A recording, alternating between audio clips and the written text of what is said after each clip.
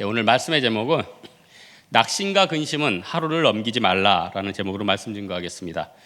우리는 교회와 학교, 직장에서 즐겁게 생활할 때도 있는 것처럼 보이지만 모두에게는 다 한두 가지 그 이상으로 이 낙심, 근심 이런 게 있다는 것입니다. 근데 이제 낙심과 근심이 일단 사로잡히면은 그 느낌이 어떻습니까? 힘이 빠져버리죠. 사역할 마음이 생깁니까? 아니, 직장 다니고 싶을 마음 생깁니까? 도대체 의욕이 생기지가 않죠. 그래서 필립 이안 씨가 이런 이야기했어요. 우리 내면의 고통이 얼마나 큰지 우리 마음속을 만약에 들여다본다면 마치 커다란 빙하에 몸통이 물속에 있듯이 겉으로 우리 보이는 모습은 그 수면 위의 작은 조각에 불과하다. 무슨 말입니까? 겉으로는 작은 부분만 보여있지만 각 사람마다 얼마나 많은 고민과 낙심이 있느냐는 거예요. 제가 과거 이제 대만 남부지방의 한 교회에 갔었는데 대만 자매 한 분이 간증하더라고요. 40년 동안 늘 자기를 낙심시키는 게 있대요. 손금이 일자 손금. 우리나라는 일자 손금 하면은 뭐 대통령 손금이라고 좋아하는데 대만에서는 일자 손금은 상대를 뭐 죽이는 그런 손금이래요. 그러니까 그거 하나 때문에 40년간 마음이 눌리면서 살았다. 우리는 뭐 그거 가지고 그렇게 생각했을까? 하지만 사실 우리 낙심하는 것들 한번 생각해 보십시오. 우리가 낙심하는 건 뭐 그렇게 사실 대단한 겁니까? 별거 아닌데 어떤 사람의 말 한마디, 직장 상사의 갈구는 한마디, 주변 사람들의 비꼬는 한마디, 직장에서 잘 안 되는 작은 문제 하나, 이게 굉장히 낙심이 돼요. 그 낙심이 되면 뭐 헤어나올 수가 없는 거죠. 그냥 아무것도 하기가 싫어지는 거죠. 오늘 본문에 낙심한 사람 두 사람 나와 있죠. 예수님 십자가에 못 박혔으니까 얼마나 낙심했겠습니까? 아니 여기 뭐 18절에는 글로바라는 사람 하나는 나와 있대요.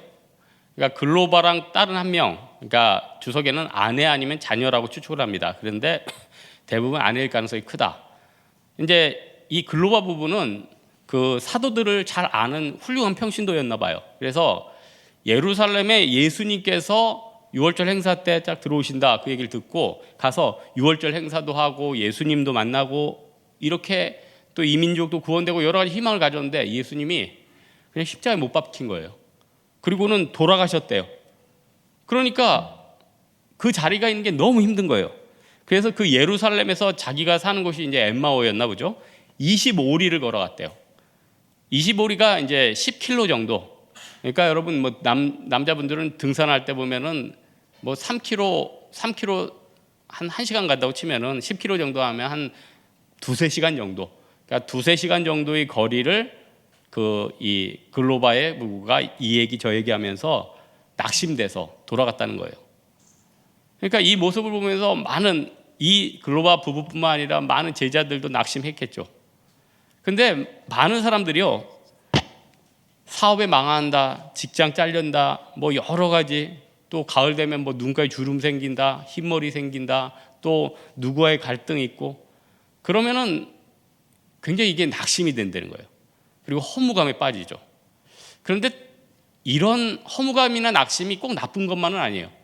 이런 낙심을 통해서요, 인간적인 생각이 좀 정리가 됩니다. 여러분 뭘 일가를 이루었다는 사람들 보시면요, 어느 날 허무감에 잡혀요. 뭐 어제 그 인터넷 뉴스 보니까 마이크로소프트 뭐 부사장인가 자기가 개발자인데 너무 큰 성공을 하니까 일을 안 해도 뭐 평생 뭐 이렇게 아쉬운 게 없는 거예요.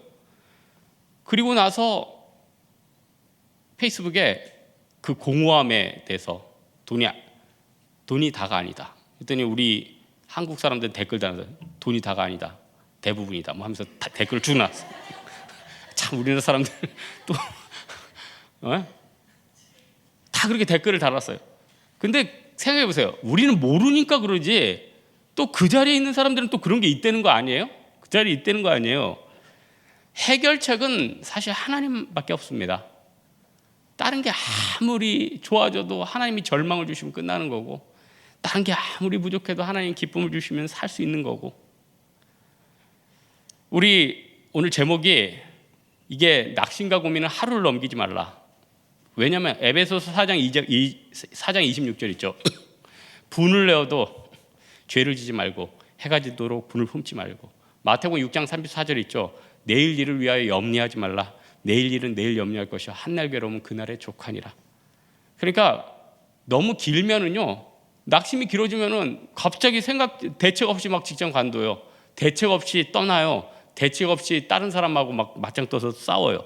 그러다 보면은 수습하기가 점점 힘들어지는 거예요. 너무 멀리 왔나 봐요. 그래서 오늘 본문을 통해서 이 낙심의 원인을 조금 잡아내면은 내가 빨리빨리 이렇게 믿음 가운데 돌이킬 수 있지 않을까 해서 오늘 말씀을 통해서 언제 사람이 낙심할까를 찾아봤습니다. 첫째 보면은 사람이요, 기도 생활이 멈춰질 때 낙심해요. C.S. 루이스가 말하는 천국과 지옥이라는 책이 있거든요. 이 책에 보면은 지옥을 어떻게 표현하냐면, 지옥은 한마디로 햇볕도 없고 제일 큰 특징은 탈출구가 없대요. 오직 시무룩한 분노, 끊임없는 후회만이 있는 곳. 지옥은 지옥은 단 혼자 있는 것. 그 안에 있는 기타의 형상은 다만 그림자일 뿐, 도망쳐 나올 곳도 없고 도망쳐 빠져나갈 곳도 없다. 우리는 언제나 혼자일 뿐. 그러니까 지옥은 햇빛도 비치지 않고 아무런 생명력도 느낄 수 없고 완벽한 고립. 저는 지옥을 웃기겠지만은 경험한 적이 한번 있는데, 뭐 퍼시콜레 아닙니다. 뭐 잤는데 뭐 그게 아니라, 옛날에 속초에 우리 교육자들과 교육자 수련을 한번 갔어요. 그래서 그때 워터피아에 가서 거기 보트 있어요. 이렇게 큰 보트 타는 거 아시죠? 그걸 탔는데 그게 단계가 있어요. 제일 무서운 단계, 다음 단계인데 제일 무서운 단계를 탔죠. 그걸 탔는데 커다란 통으로 빨려 들어가요. 빛은 하나도 없어요.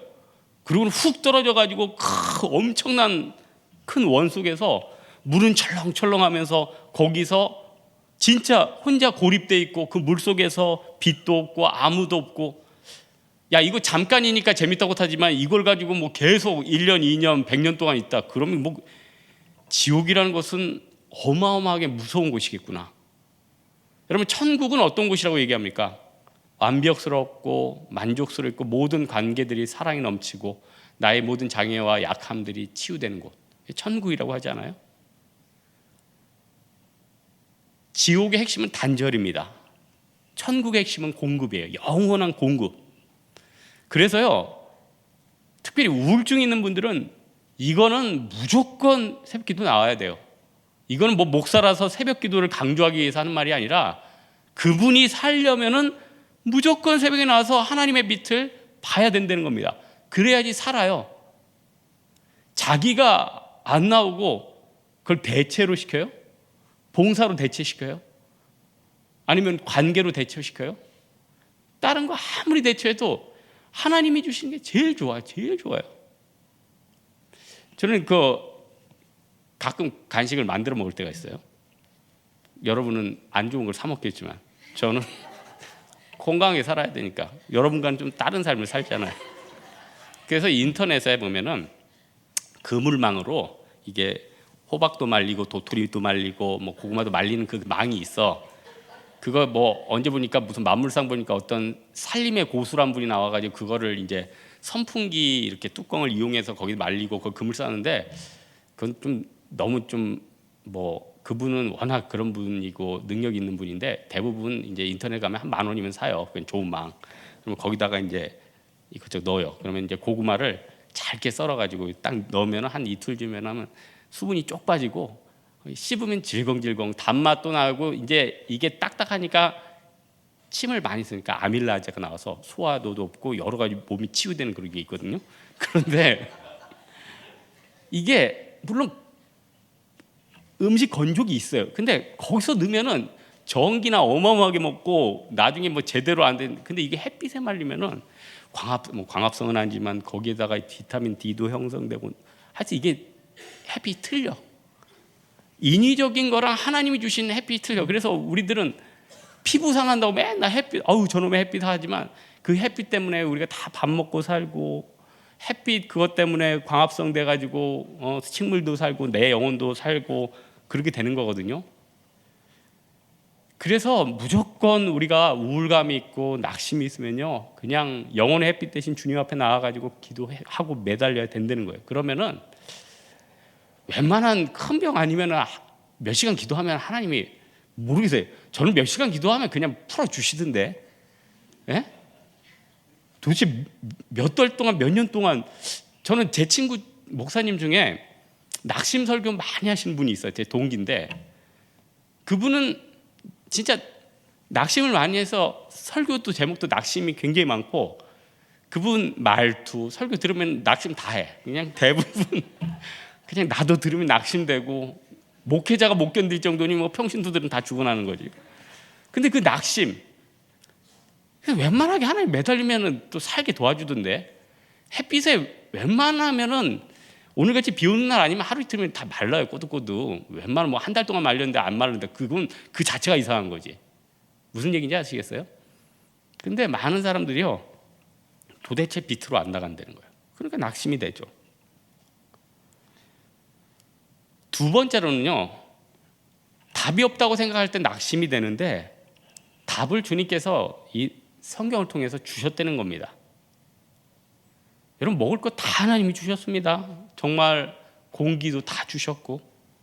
근데 많은 사람들은 생각해요, 부족하다고 생각합니다.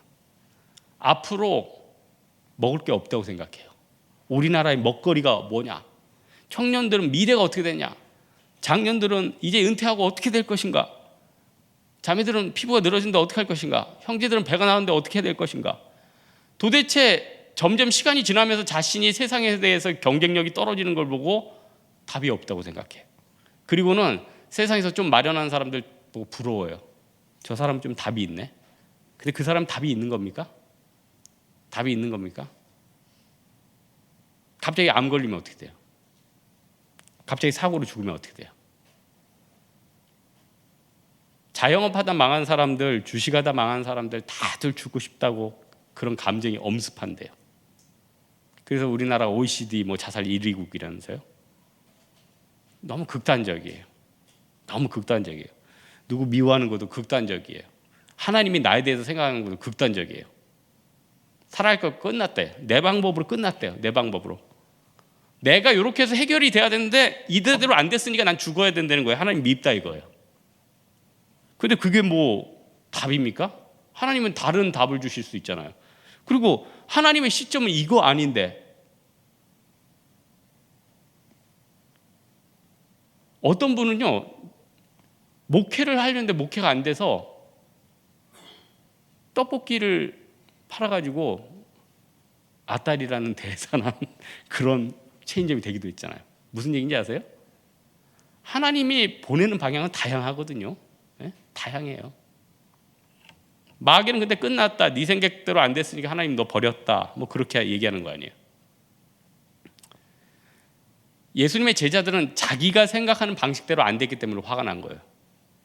예수님이 우리를 통해서 개혁을 이어서 야고보, 요한, 뭐 우측 좌측, 베드로, 뭐 영의정 뭐 이렇게 해야 되는데 대책 없이 돌아가신 거예요. 끝났다고 그러는 거예요. 그러니까 해결책대로 안 됐으니까 어떻게 돼요? 도망가고 낙심하고, 뭐 이제 다시 이제 생업에 종사한다고 떨어져 나가는 거 아니에요?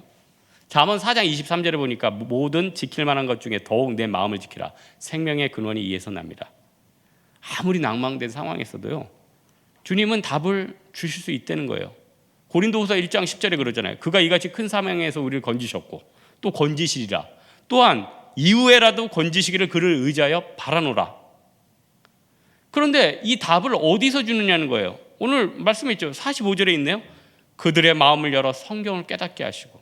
32절에 있네요. 길에서 성경을 풀어주실 때 우리 마음이 뜨겁지 아니하냐? 그러니까 하나님께서 마음을 뜨겁게 답을 주신다는 거예요.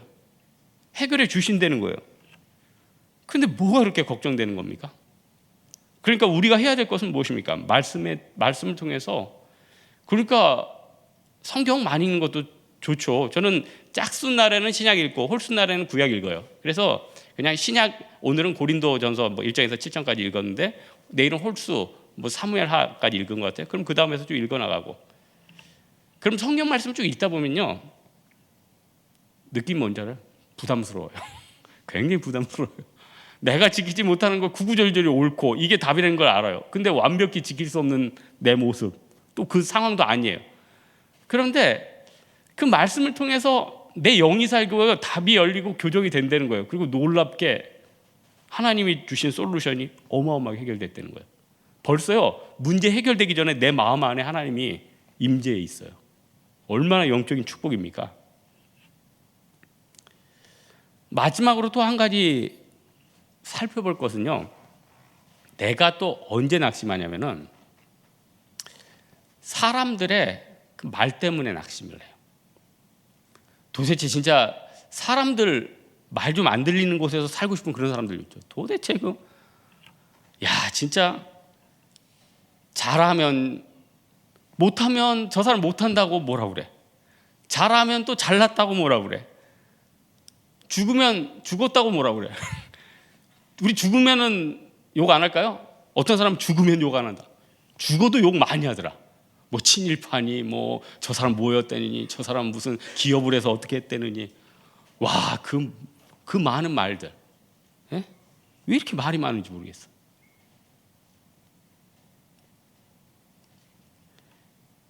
이 말이요, 사람들을 정말 죽여요.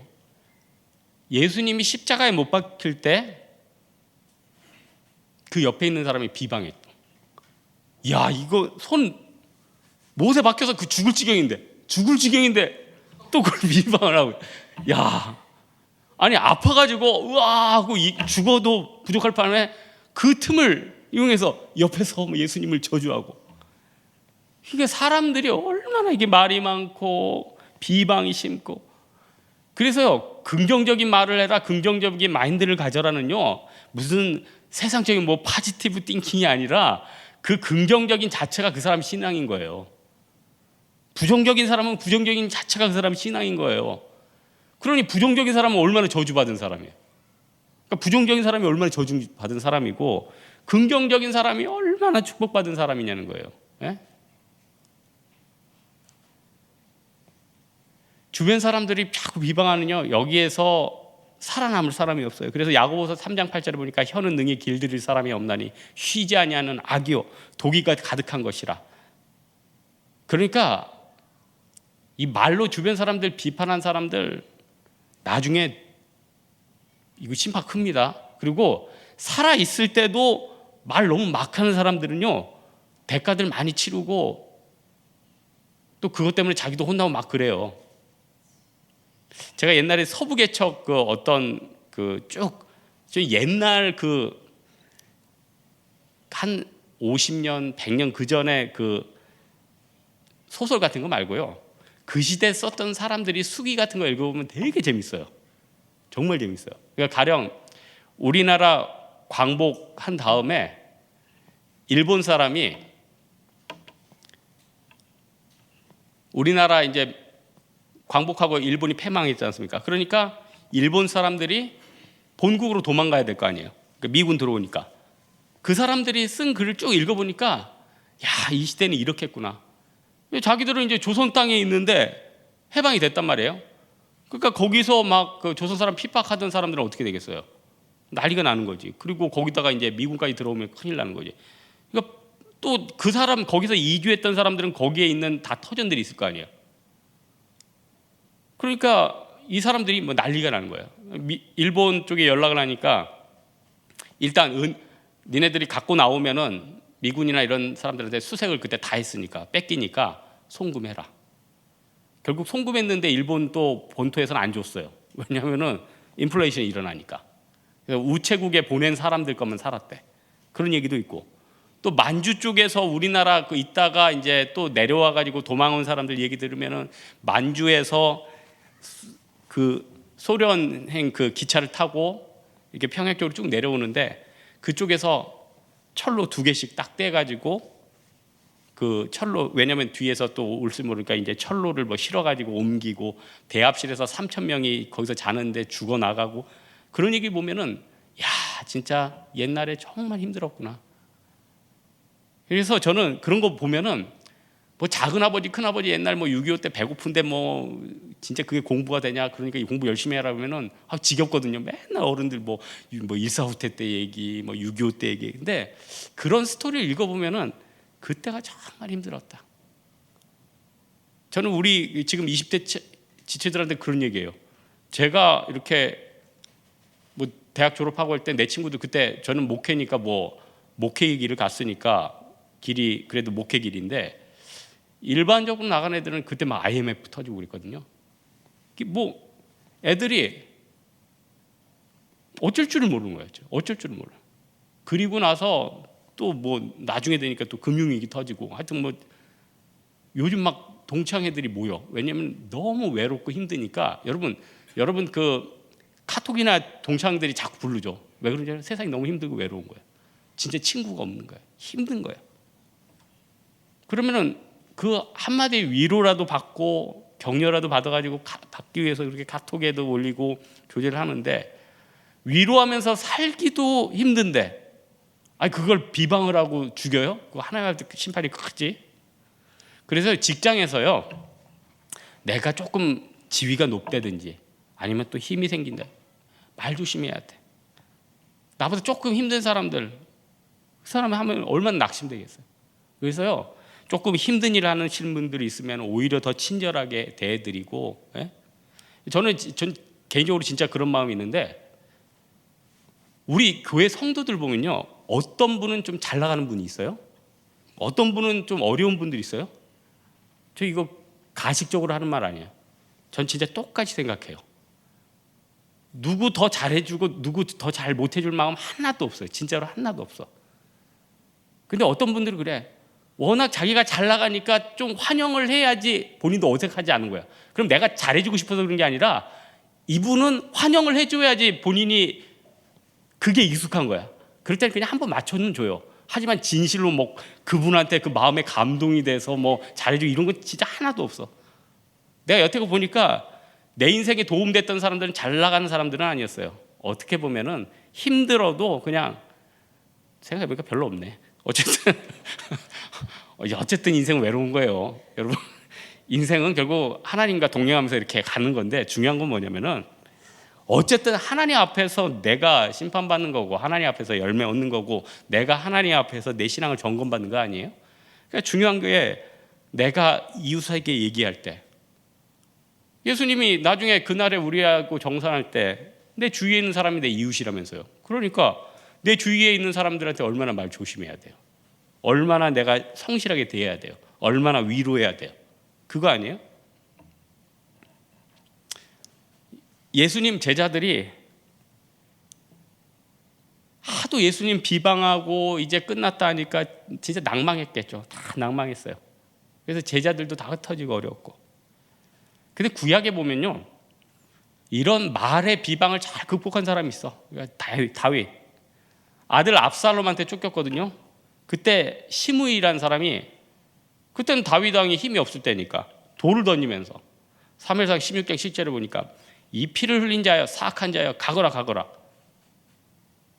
그 다윗이 자기가 한때 왕이었는데, 옛날에 지나갈 때 진짜 찍소리 못했는데, 그러니까 나중에 왕이 이제 뭐 우리 GBS 때도 보지만은 아이도벨 그 패하고 후세 그 모략이 선택돼 가지고 이제 어쨌든 다시 복권이 되잖아요.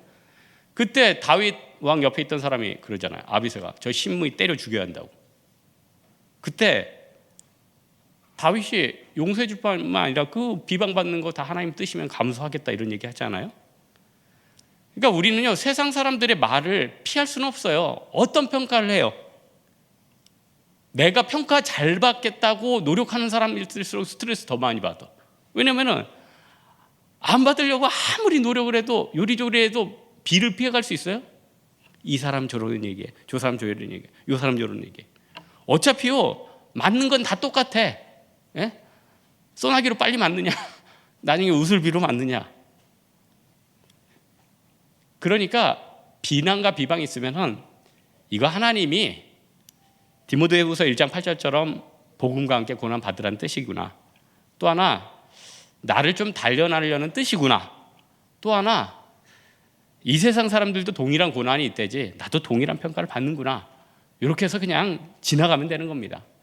거기에 너무 연연해가지고 막 극단적인 생각, 나뭇가지 찾고 그러면 안 된다는 거예요. 오늘 말씀의 결론을 맺고자 합니다. 오늘도 낙심된 부분 많을 거예요. 그게 일주일에도 몇 번씩 찾아올 수가 있을 거예요. 저 항상 밝은 사람인데 왜 이런 설교하는지 아세요? 내가 오늘 낙심이 됐거든. 그래서 간절히 기도했어. 낙심이 돼서 있는데 목사님이 설교를 하라고 저를 연락이 온 거예요. 더 낙심이 됐어요. 미치겠더라고. 낙심이 돼서 오늘은 다운이야. 오랜만에. 저는 포지티브 띵킹의 사람 아니에요. 그래서 낙심이 잘 안 되는데 오늘 오랜만에 낙심이 한번 됐단 말이에요. 오랜만에 한번 낙심이 됐는데 목사님이 갑자기 설교를 하려니까 더 낙심이 됐다가 하나님 앞에 기도하니까 회복이 됐어요. 여러분, 낙심 피하는 원인들 뭡니까? 영혼의 햇빛 대신 예수님 떠난 거 아니에요? 다시 나와서 빈손 들고 나와 십자가를 붙들고 하나님, 사람들의 비방이나 나의 어려운 환경 다 뛰어넘을 줄로 믿습니다. 준비된 것 하나도 없고 어려움들 충만히 많고 정말 힘들지만은 하나님, 나에게 좀 힘을 실어 주십시오. 나에게 좀 답을 주십시오. 이 고난과 낙심을 믿음으로 승리케 하여 주십시오. 이런 마음으로 기도할 때 하나님께서는 능히 이기게 도와주신다는 것입니다. 이 마음 가지고 낙심을 이겨내고 다시 엠마오에서 예루살렘으로 돌아가는 여러분 되기를 주님의 이름으로 축원합니다. 이 시간 우리 한번 같이 한 가지만 놓고 먼저 기도하겠습니다. 이 시간 기도할 때는 하나님, 낙심된 부분이 있습니까? 회복시켜 주시고 능력 달라고 우리 하나님 앞에 기도하도록 하겠습니다.